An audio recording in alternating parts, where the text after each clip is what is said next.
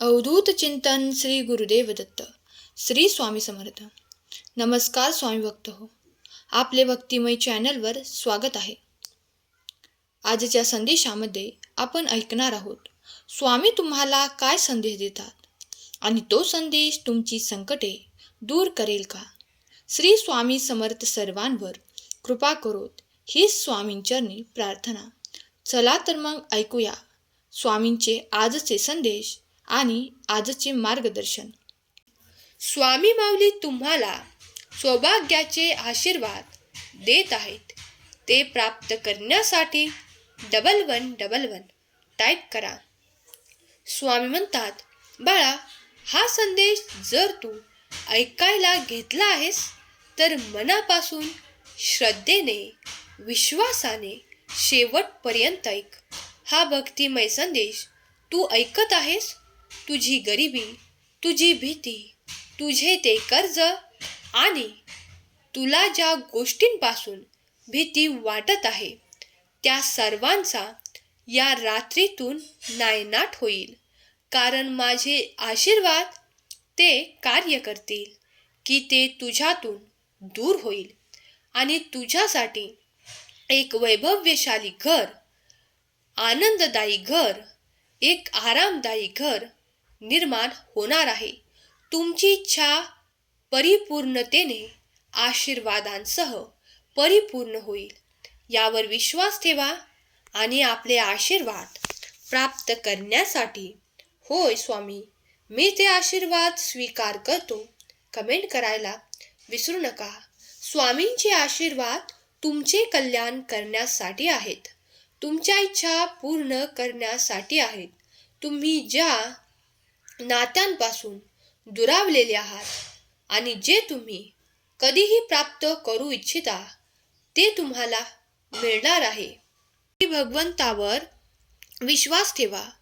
प्रत्येक गोष्ट आपल्या मनासारखी होत नसते. काही गोष्टी ह्या नियतीने ठरवलेल्या असतात. आर्थिक परिस्थिती वाईट असेल तर पैसे मिळवण्याचे, कमावण्याचे चांगले मार्ग तुम्ही शोधायला लागा. प्रेमात अपयश आल्यास निराश न होता, खचून न जाता तो विषय शक्य होईल तितक्या लवकर सोडून द्यायला शिका. हे तितकं सोपं नाही, पण प्रयत्न करा, त्याला पर्यायच नाही. तिथेच त्या नात्याला पूर्णविराम द्या आणि करिअर करण्यात किंवा इतर गोष्टी करण्याला महत्त्व द्या. कारण आयुष्यात पुन्हा एखादी चांगली व्यक्ती येऊ शकते. आपलं काय चुकलं याचा विचार करा आणि त्या चुका सुधारण्यावर भर द्या. जे समोर आहे ते स्वीकारून पुढे चला. झालं गेलं विसरून जा. परिस्थिती बदलण्यासाठी किंवा त्यातून बाहेर येण्यासाठी स्वतः प्रयत्न करा. तुम्ही प्रयत्न करताना जर तुमच्या पाठीशी भगवंत नसेल तर मग विचारा. परिस्थितीतून तुम्ही वागायला शिका. गरज ओळखून पैशाचा वापर करा. हे जमत नाही, हे येत नाही, यामुळं सगळं अडलं आहे असं बोलण्यापेक्षा जे येत नाही ते शिकून घ्या आणि प्रत्येक गोष्टीत यश प्रदान करा. सहमत असल्यास चॅनलला सबस्क्राईब करा आणि हा संदेश आपल्या प्रियजनांना शेअर करा. त्यामुळे एखाद्याचे भाग्य उजळेल. एखादा व्यक्ती कमावत असतो पण अचानक तीच व्यक्ती अकाली मृत्यू पावते. अशा वेळी जी परिस्थिती उद्भवते ती वाईटच असते, पण त्या परिस्थितीत जास्तीत जास्त वेळ न घालवता पुढे काहीतरी गोष्ट मांडून ठेवली आहे हा विचार करून त्यातून बाहेर पडलं पाहिजे. खरंच माणसाला वाईट काळातून, वाईट परिस्थितीमधून बाहेर यायचं असेल तर त्याने भावनिकदृष्ट्या जास्त गुंतून न पडता प्रॅक्टिकली विचार करणं गरजेचं आहे. खरं तर वाईट परिस्थितीतून बाहेर पडणं सहजासहजी कोणालाही शक्य नसतं, परंतु ते अवघडही नाही. जर माणसाला परिस्थिती बदलायची असेल तर प्रयत्नांची पराकाष्ठा करून तो बदलतोच. त्यामुळे प्रयत्न करा.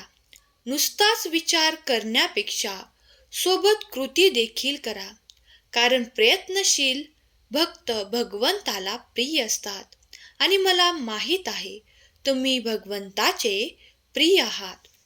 म्हणून तर हा संदेश तुम्ही इथपर्यंत ऐकलेला आहे. आताही चॅनेलला सबस्क्राईब केले नसेल तर सबस्क्राईब करा आणि हा संदेश 5 जणांना शेअर करा आणि भाग्यवंत ठरा. आपलं दुःख प्रत्येकाला तुम्ही सांगत बसू नका, कारण प्रत्येकाकडे मलम नाही, पण मीठ मात्र सगळ्यांकडेच आहे. या पृथ्वीवर तो सुखी समाधानी असा कोणीही नाही. एक लक्षात ठेवा, या पृथ्वीवर असा कोणीही नाही ज्याला दुःख समस्या नाही, आव्हाने नाही. आव्हाने हा जीवनाचा भाग आहे. फक्त एक मृत व्यक्ती आहे, त्याला कोणतेही आव्हान नाही. तुम्ही स्वतःला तुमच्या मनात ज्या पद्धतीने इमॅजिन करता त्यात तुमच्या आनंदावर परिणाम होऊ शकतो.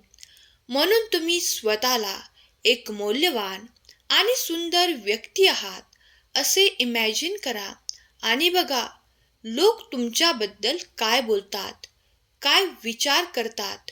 हा विचार करू नका. काही लोक दुःखी असतात, ते फक्त तुम्हाला वाईट वाटण्यासाठी काहीतरी बोलू शकतात. कधीही मैत्री करताना वाजवी लोकांशी करा, जे तुम्हाला आनंद देतील. जे तुमची थट्टा किंवा तुमच्या आव्हानांवर हसतात त्यांच्याशी अजिबात मैत्री करू नका. आज तुम्ही कोणत्याही परिस्थितीतून जात असाल तरीही हार मानू नका, कारण जोपर्यंत जीवन आहे तोपर्यंत आशा आहे. आशा आहे तिथे निराशा नाही. खूप प्रार्थना करा. प्रार्थना हा एक उत्प्रेरक आहे.